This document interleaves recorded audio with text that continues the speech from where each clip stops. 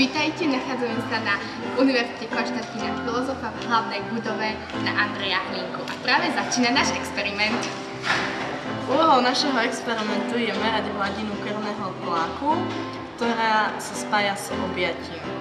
Krvný tlak sme merali náhodne okolo idúcim študentom, pričom výsledky sa zaznamenávali a následne budú spracované. I wrote the song and it's not that slow. I wrote the song and I hope it doesn't blow. I wrote the song, I'm so good on piano.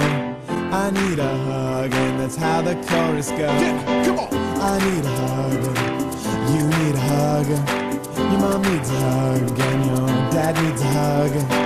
Your brother needs a hug and your sister needs a hug. And everybody needs a hug like I need a hug, hug, give me a hug, a hug. You call us up just to see how we were doing. You call us up cause you're one amazing woman. You showed us love, always so sincere. You showed us love and it lives right here. I need a hug, you need a hug. Your mom needs a hug, so I gave her one. Your brother needs a hug, your sister needs a hug, and everybody needs a hug right now. I need a hug, En español, necesito hug, necesitas hug. Tu madre needs a hug, tu padre needs a hug. Nosotros necesitamos nosotros. Ellos necesitan I need a nosotros. hug, hug, give me a hug, a hug. We had you as a friend and feel so truly blessed. To have you as a friend was like totally the best. I wrote this song right when I was feeling blue. I need a hug and I'm wanting one from you. I need a hug, you need a hug. Your mom needs a hug and your dad needs a hug.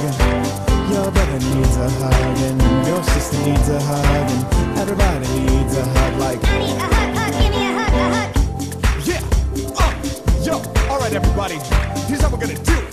You're gonna take your one hand, and you're gonna put it around the back, and you're gonna take your other hand, put it around the head, and you're gonna pull that person towards you, and you're gonna show us some love. I need a hug, hug, give me a hug, a hug. Ako študenti urgentnej zdravotnej starostlivosti sme boli oslovení pre pomoc s experimentom, ktorý vykonávali študentky psychológie.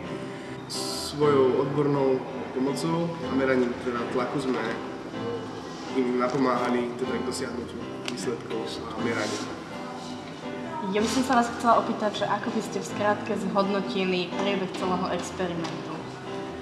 Experiment bol zaujímavý a teda prebiehalo to veľmi promptne.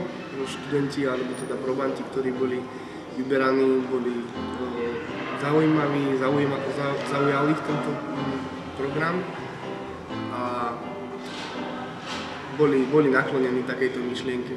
A čo si myslíte o výsledkoch? Výsledky každopádne ukázali, že objímanie, alebo teda proces, ktorý prebiehal pri tomto meraní, stimuloval krvný tlak a vlastne tie hodnoty sa upravovali toho krvného tlaku. Takže nešlo iba o zníženie, ale aj o zvýšenie? Áno. Takže tiež som študentka urgentnej zdravotnej starostlivosti v 3. ročníku a tiež som prispela svojou troškou a pomohla vlastne študentom psychológie pri výskume. Výsledky experimentu boli pre mňa dosť zaujímavé z toho hľadiska, že objatie má vplyv na hladinu krvného tlaku, či už je to zníženie alebo zvýšenie, ale vplyv to má.